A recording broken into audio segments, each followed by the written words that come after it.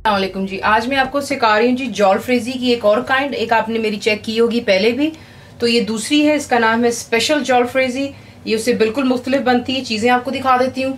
आपको चिकन की ज़रूरत होगी boneless ½ kg, ginger and garlic paste 1 teaspoon, salt 1 teaspoon, red chilli powder 1 teaspoon, black pepper ½ teaspoon, chilli sauce 2 tablespoons, heapful ना हो, ज़रा दरमियानी हो। और केचप आपको चाहिए होगी 2 to 3 टेबलस्पून्स हीपफुल। 2 आपको एग्स की ज़रूरत होगी जिसे हम बीट करेंगे, मैं आपको बाद में वो दिखाऊंगी।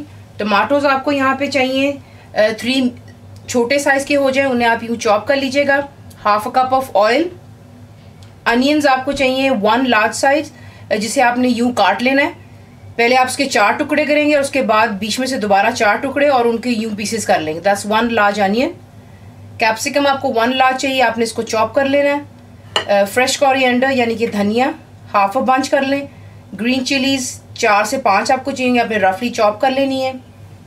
और अब आपको आगे दिखाते हैं कि क्या। हमने यहाँ पे एग को अच्छी तरह बीट कर लिया। इसमें सिर्फ a pinch of salt and a pinch of black pepper add किया था, दैट्स इट। दूसरी तरफ आपको दिखा देती हूँ। यहाँ पे फ्राइंग पैन जो है, इसमें मैंने बिल्कुल थोड़ा सा यानी कि ½ टीस्पून जितना ऑयल डाला है। और इसमें अब मैं ये एग को डालकर इसे आप अच्छी तरह स्प्रेड कर लें। और जिस तरह आप एक रोटी बनती है, आपने इसको वो शेप देकर इसको फ्लिप कर लेना है। तो मैं आपको दिखा देती हूँ।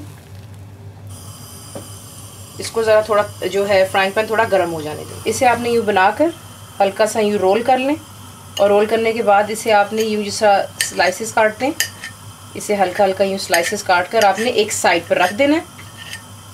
ये हो गया जी, जो इसकी हमने इसके साथ में गार्निशिंग करनी है, इसलिए हमने पहले से ही बनाकर एक साइड पर रख लिया।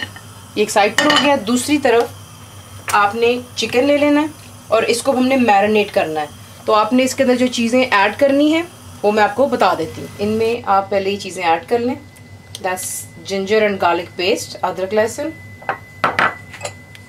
सॉल्ट, नमक, रेड मिर्चें जो हैं, red chillies, black pepper, chilli sauce. ये बिल्कुल डिफरेंट बनती है और आप इसको बहुत इंजॉय करेंगे इंशाल्लाह। ज़रूर ट्राई कीजिएगा।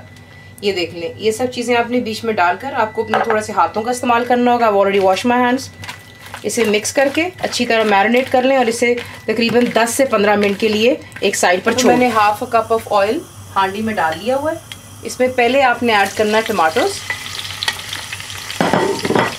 इसे ऐड करके ज़रा थोड़ा सा पहले हम इसे सॉफ्ट कर लें। अगर आप देख लें कि आपका जो टमाटोज हैं ये सॉफ्ट हो गए हैं।